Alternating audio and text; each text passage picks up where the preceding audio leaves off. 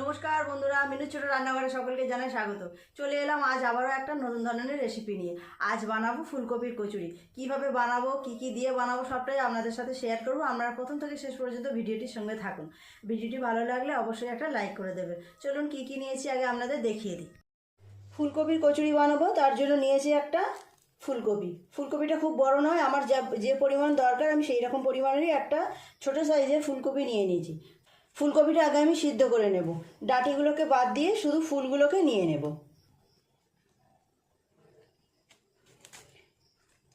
বাজারে তো এখন প্রচুর ফুলকপি এসে গেছে। ফুলকপি দিয়ে তো অনেক রকম রেসিপি আমরা বানিয়ে থাকি, খেয়ে থাকি। আপনারাও একবার এইভাবে ফুলকপির কচুরি বাড়িতে বানিয়ে দেখবেন, অসম্ভব সুন্দর খেতে হয়।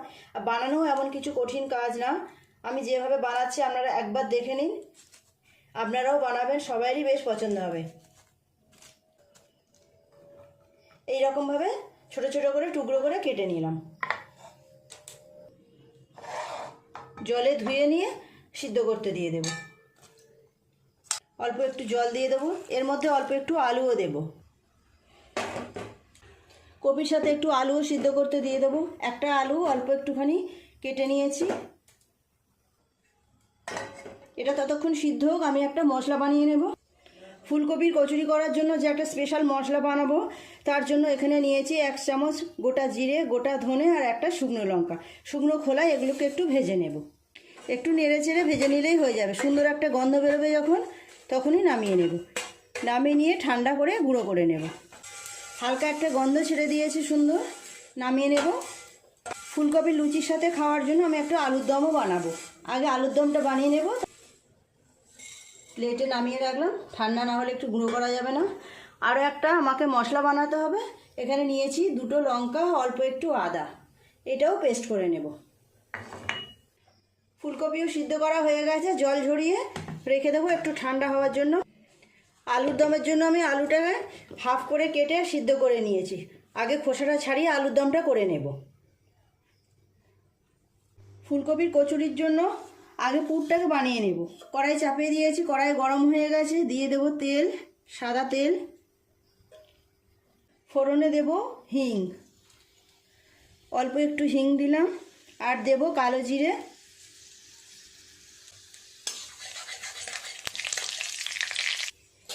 হিং আর কালো জিরেটা একটু নেড়ে চেড়ে নিয়েছি।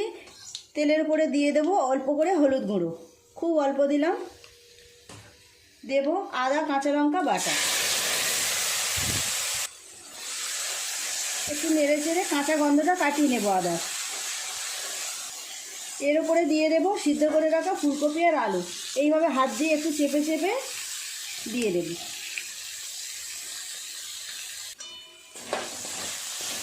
নেড়ে চেড়ে খুব ভালো করে সমস্ত মশলাগুলো একসাথে মিশিয়ে নেব ফুলকপি আলুর সাথে।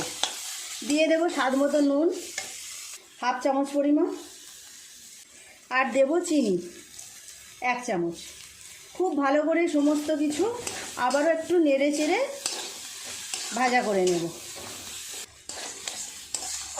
ফুলকপির তো একটা গন্ধ আছে বেশ সুন্দর। মশলাগুলো দিয়ে এখন আরও সুন্দর গন্ধ বেরোচ্ছে। এরপর ভাজা মশলাটা দিলে এর স্বাদ কিন্তু আরও বেড়ে যাবে। এইভাবে একটু নেড়ে চেড়ে নিয়ে শুকনো করে নেব। নেড়ে চেড়ে পুরটাকে ভালো করে শুকনো করে নিয়েছি। দিয়ে দেব ভেজে রাখা গুঁড়ো মশলা, শুকনো লঙ্কা, জিরে আর ধনে যে মশলাটা ভেজে গুঁড়ো করেছিলাম, এটা দিয়ে দিলাম। আরও 2 মিনিট এইভাবে একটু নেড়ে চেড়ে নামিয়ে নেব। পুরটা পুরোপুরি রেডি হয়ে যাবে। নামিয়ে নেব। পুরটা পুরোপুরি রেডি হয়ে গেছে।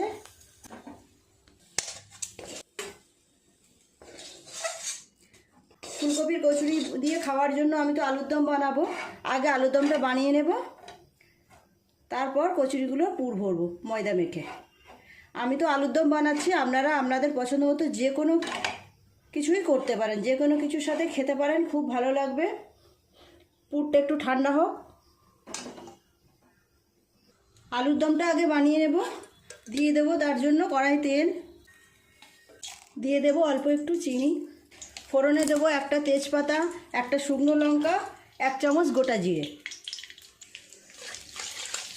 শীতকালে কিন্তু আমাদের একটু ভাজাভুজি খেতে বেশি ভালো লাগে।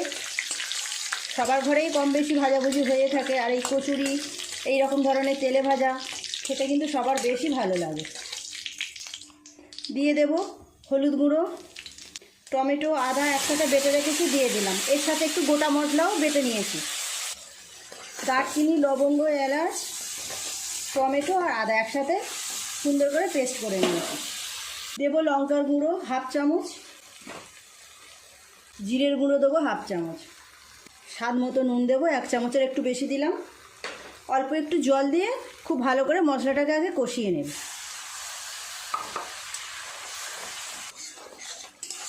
খুব ভালো করে 2-3 মিনিট সময় নিয়ে এইভাবে মশলাটাকে কষিয়ে নিয়েছি। কত সুন্দর রং এসেছে দেখুন। দিয়ে দেব সিদ্ধ করে রাখা আলুগুলো আজ আমি ভাজলাম না,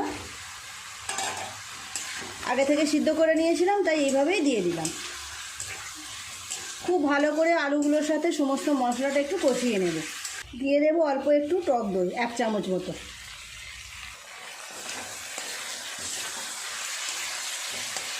খুব ভালো করে 4-5 মিনিট সময় নিয়ে আলুর সাথে সমস্ত মশলা এইভাবে কষিয়ে নিয়েছি। দিয়ে দেব জল, অল্পই জল দেব, আলুগুলো যেহেতু সিদ্ধ করাই আছে, খুব বেশি জলের প্রয়োজন নেই। আর আমি একটু গায়ে মাখা করব। জল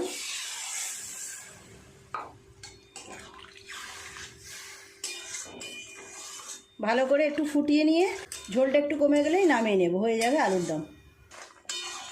আলুর দমটা আরও বেশ কিছুক্ষণ ফুটিয়ে নিয়েছি, এই রকমই গ্রেভি নামাবো।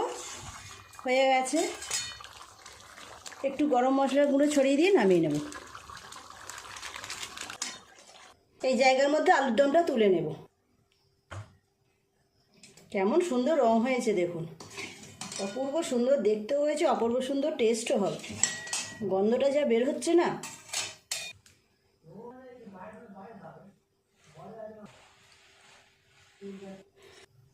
আলুর দম তো হয়ে গেল। এবার কচুরির জন্য ময়দাটা মেখে নেব। কচুরির জন্য ময়দা নিয়ে নিয়েছি, দিয়ে দেবো অল্প একটু চিনি, স্বাদ মতো নুন, দিয়ে দেবো সাদা তেল। খুব ভালো করে আগে শুকনো জিনিসগুলো মিশিয়ে নেব, তারপর জল দিয়ে মাখবো।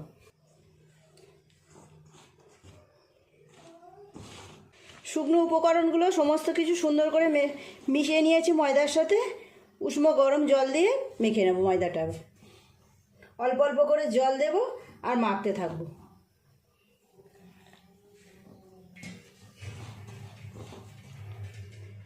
কচুরির এই ময়দা মাখাটা কিন্তু ঠিকঠাক হতে হবে। খুব ভালো করে ময়দাটা মেখে নিয়েছি। এখন 10 মিনিটের জন্য একটু চাপা দিয়ে রেখে দেব, তারপর লেচি কেটে পুর ভরবো।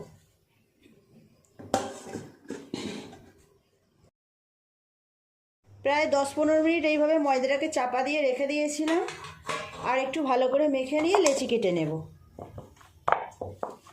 এবার লেচি কেটে নেব।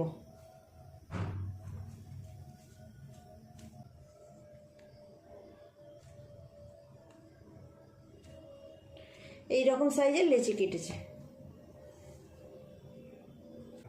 একইভাবে পুরো ময়দাটা থেকে সব লেচিগুলো আগে কেটে নেব সমান করে। এক এক করে সমস্ত ময়দাটা থেকে লেচি কেটে নিয়েছি, এতগুলো লেচি হয়েছে। এবার এক এক করে পুর ভরে নেব। এইভাবে পাকিয়ে নিয়েছি প্রথমে, নিয়ে একটা এরকম খোল করে নেব। যেমনভাবে আমরা কড়াইশুঁটির কচুরি করি বা হিঙের কচুরি করি, একইভাবে এরকম একটা বাটির মতো গর্ত করে নিলাম। নিয়ে এর মধ্যে কিছুটা পুর দেব। পুর দিয়ে মুখটাকে খুব ভালো করে আটকিয়ে দেব, যাতে মুখ থেকে বেরিয়ে না যায়।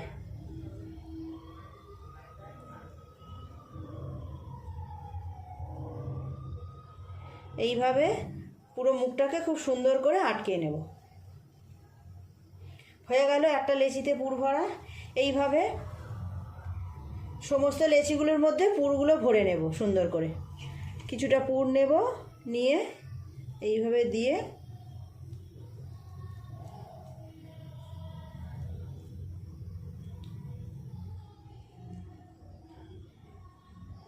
এইভাবে মুখটা খুব ভালো করে আটকে দিতে হবে, দিয়ে হালকা করে একটু পাকিয়ে নিতে হবে।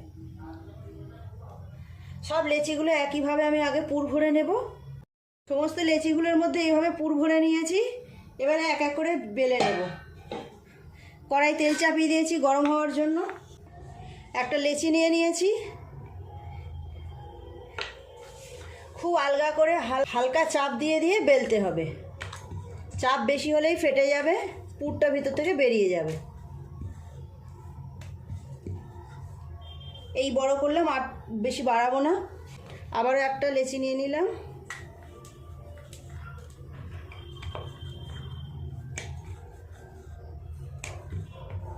খুব আলগা হবে, আস্তে আস্তে বেলতে হবে।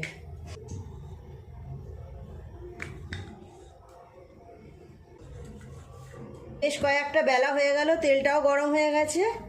এক এক করে এগুলো তেলে দিয়ে ভেজে নেব। এইরকম মোটা করে বেলেছি। এগুলো বেলা হয়ে গেছে, আগে এগুলো ভেজে নেব। তেল গরম হয়ে গেছে, দিয়ে দেবো এক এক করে।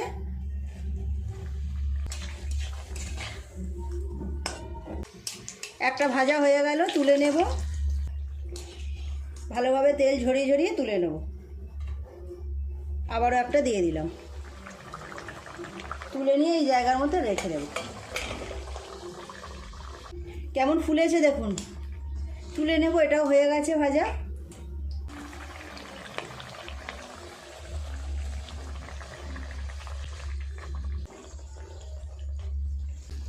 এক এক করে কয়েকটা ভাজা হয়ে গেল, বাকিগুলো সব একইভাবে ভেজে নেব। কেমন দেখতে হয়েছে দেখুন, এই দেখুন। বাকিগুলো একই রকম করে ভেজে নেব। এটা ভাজা হলেই হয়ে যাবে। এই দেখুন তৈরি হয়ে গেল একদম এক গামলা গরম গরম ফুলকপির কচুরি। কেমন সুন্দর দেখতে হয়েছে দেখুন। এই দেখুন, একটা আপনাদেরকে ছিঁড়ে দেখায় ভিতরটা কেমন হয়েছে। এই দেখুন, পুরো জায়গাটার মধ্যে কিন্তু পুরটা ছড়িয়েছে। খুব সুন্দর, পুরো কচুরিটার মধ্যে পুরোপুরি পুরটাকে ছড়িয়ে গেছে। সার্ভ করব, গুছিয়ে নিই প্লেটে।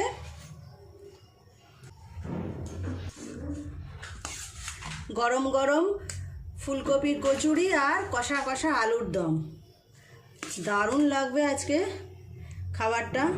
প্লিজ বন্ধুরা, আপনারাও একবার এইভাবে বাড়িতে বানিয়ে দেখবেন, অসম্ভব সুন্দর খেতে হয়। আপনাদের দাদাকে আগেই একটু টেস্ট করিয়েছি, টেস্ট করে বলেছে, রিভিউ দিয়েছে, খুব ভালো হয়েছে টেস্ট। দেখুন তৈরি হয়ে গেল আজকে রাতের খাবার, ফুলকপির কচুরি আর শুকনো শুকনো কষা আলুর দম। প্লিজ বন্ধুরা, আজকে রেসিপিটা কেমন লাগলো কমেন্ট করে জানাবেন। ভালো লাগলে একটা লাইক করে দেবেন। আমার চ্যানেলটি সাবস্ক্রাইব করে পাশে থাকা বেল ঘন্টিটা ক্লিক করে দেবেন। তাহলে যখনই আমি এইরকম নতুন করে ভিডিও আপলোড করব, তার সাথে সাথে সবার আগে আপনার নোটিফিকেশনে পৌঁছে যাবে। সবাই খুব ভালো থাকবেন। দেখা হচ্ছে পরের দিন নতুন কোনো ভিডিওর সাথে। নমস্কার।